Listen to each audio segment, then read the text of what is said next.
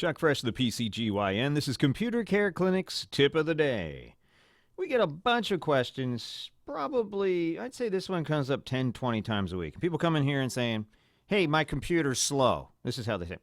Hey, my computer's slow. What's going on? Is it broken? That's not really what they sound like, but you know how it goes. Repeatedly, we get this question, so what's going on? Why is my computer so slow? And we ask them, well, what's slow? Is it slow turning it on? Is it slow on the internet? Is it slow playing Sudoku? I mean, exactly what's slow? And in order to address that question, you really need to know what the symptoms are. Kind of like going to the doctor. You're coming, hey, I don't feel good. Well, what doesn't feel good? We need to know a little bit more information. So, I'm going to give you the basic symptoms. If you have a slow computer, and that's why you're looking at this video, I'm going to tell you the basics of what could possibly be causing that slowness. And we'll go from the most complicated to the simplest. Well, not necessarily simplest. We'll go from hardware to software. So the first thing you can do is, well, the main thing that will cause overall slowness. Now, we're talking about booting up. We're talking about opening up Word documents or typing or looking at pictures. If your computer is noticeably slower than it was before, and it's at least 18 months old, chances are your hard drive could be in its early stages of failure. So the first thing you want to do is back up. Back up all your important documents and pictures if you haven't done that already. We have some videos on this YouTube channel on some basic backup things. It's not difficult. We walk you through every step, so make sure you check out the videos and subscribe and like them, please. Thank you very much. And back up your information. The first thing you do if your computer's slow is back up your important information. Then what you could do is if the whole computer's slow, it's starting up, shutting down, it's just whacked out slow, it's incredibly slow, much slower than it has ever been, then chances are it could be a failing hard drive. Now, they can be replaced, and usually it's cost effective to do so still. It's cheaper than buying a new computer, and if you catch it early enough, a company like Computer Care Clinic or ours, or probably somebody in your area, can do something called a clone of that hard drive, which means make an exact mirror duplicate image of that hard drive. So this way, all your data is there, all your favorites, your emails, your addresses, your documents, your pictures, your videos, and your programs are all exactly as they were before. There's not too many companies in my local area that can do that, but we're one of the companies who can do that. We're legally licensed to do that. So we can make a perfect copy, a clone, if you catch it early enough, fix the errors on the hard drive, and then your computer is operating nice and fast again. So, there's a couple of things you can do. You can actually do this yourself. You can test the speed or the condition of your hard drive yourself. And there's this great article at pcsupport.about.com with 14 free hard drive testing programs. Most of the manufacturers of hard drives, Seagate, Western Digital, they have their own little tool that you can run, and you can run some of these on other hard drives. I think you can run C tools on Western Digital drives. I'm not sure about that. You can check it out yourself. But you can download these for free from the website manufacturers, and you can run some of them inside Windows. So check those out. There's the Western Digital Data Lifeguard Diagnostics. We use that a bunch. And it'll tell you if your drive passes or fails or if there's something goofy going on there. And then you'll know it's time to replace your hard drive. And you start checking out prices. You could do it yourself.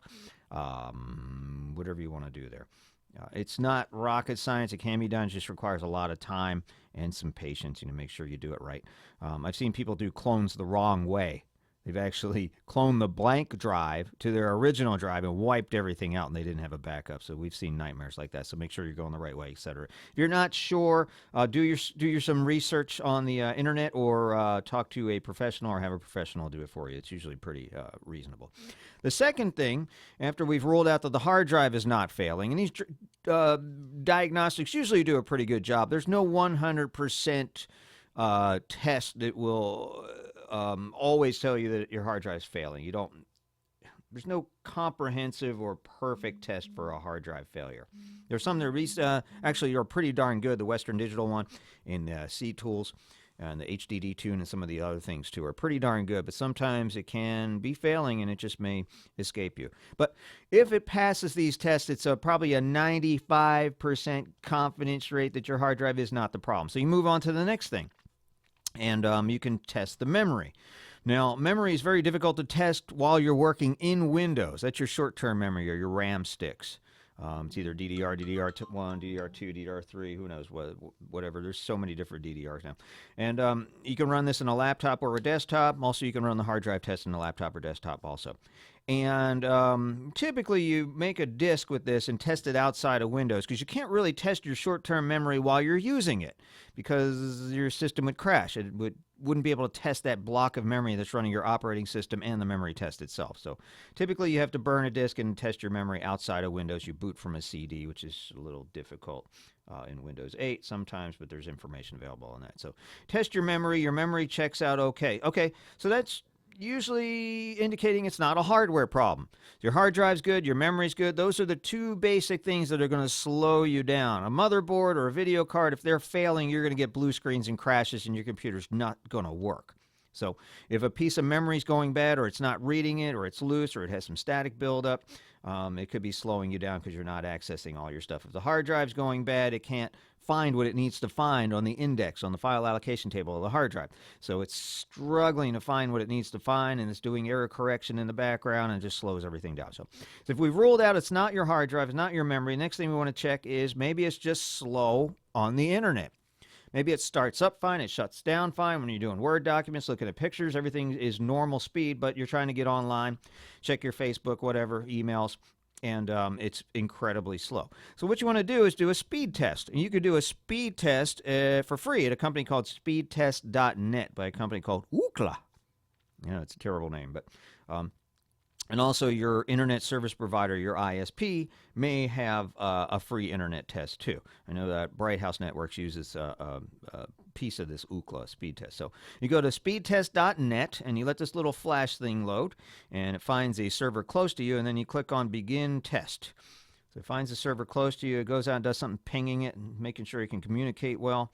And, oh man, my download speed is atrocious today. I'm supposed to be about 35 at our business here, and it's not working. So that's indicating that there is a slight problem with my internet.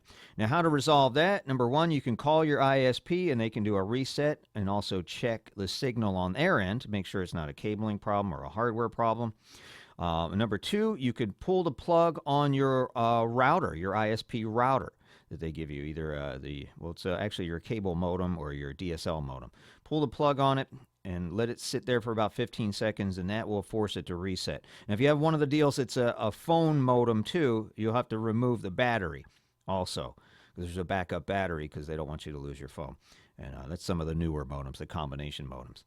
And that doesn't work. If you can't figure out how to do that, call your ISP. They can send a reset over the internet, and usually a reset does the trick. If I'm at 8 megabytes down now, if I reset my modem, chances are it's going to juice back up to 25, 30, 35, sometimes even 40. So that's slow internet performance. Again, we've ruled out that my memory is okay, my hard drive's okay. I know that my internet, actually 8 megabytes down was actually not really bad considering what I do. If I'm uploading videos or downloading things, actually my upload speed is 3.5, which is surprising. It's normally about 2.5, so my upload is very, very good. It's usually about 1/10 of your download speed, depending on who your internet service provider is. So assuming this was okay and I was downloading at 35, I'm going to move on to the next thing. I know it's not my hardware, I know it's not my internet connection, but everything's still slow, so what else could it be? Well, the only other thing it can be is a software glitch, meaning an update that went bad, a corrupt registry, or it could be malware. So a real good quick test for malware is Malwarebytes, and you can click on it from our website at computercareclinic.com. There's a little icon up top here. We also have some articles and stuff and some YouTube videos on how to remove malware, so make sure you check those out. A lot of useful information on our videos. So you can download the Malwarebytes for free, or you can buy it. It's actually a real good investment to install some preventative measures. If you buy the Malwarebytes Professional, the premium that is, for $24.95 a year, you can cover 3 PCs, and it blocks things from coming in the first place. Still hands down the best anti-malware program on the planet. Of course, that changes every year, so check back and we'll see if there's anything else next year. But they've been pretty good about 3-4 years running now. And also, you can check your antivirus, too, and scan for viruses, although viruses typically aren't the big problem now. It's more of malware, adware, spyware, web hijackers and proxies and that. And Malwarebytes does a pretty good job of picking up a lot of that stuff and removing it. So check out Malwarebytes through our website at computercareclinic.com. Scan for that. And if it's not that, then I don't know. I'm at a loss at that point. There is a couple of other things that can be doing it. Defragmentation happens automatically. Back in the day when hard drives were slow, clunky, and small, you really had to defrag your hard drive frequently.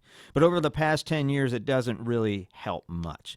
Defragmentation happens in the background. Windows and the hardware manufacturers have all admitted that they are built to work on a fragmented hard drive system. So that's usually not the case. Again, you can have a corrupted registry. If that's the case, you need to take that to a professional or unless you're really good with software stuff. You can scan your registry and do some registry repairs, but that's usually not the case. These registry repair tools that you find online usually aren't worth what you pay for them. And registry problems are very, very difficult to resolve because the registries are so big, so fat after so many years. And sometimes you just have to reload your system. You checked your hardware, your hard drive, your memory, you got no viruses, your internet service provider is providing you with a nice fast connection, and you've checked for malware and viruses and there's nothing there. Sometimes the operating system is just too corrupt to fix. At that point, you back up all your information, reload a fresh copy of Windows, and restore all your information and programs, and that'll make it lightning fast. So that's it, the explanation of why your computer is slow, all the possibilities. Of course, there's infinitely more possibilities, but those are very, very minute. These are the major ones that could be causing those problems. And hopefully one of these things has figured out and fixed your problem, and you're super fast and operating normally again. My name is Chuck Fresh. I'm the PCGYN. Our website is computercareclinic.com. Please like our video and subscribe. And thanks for your support.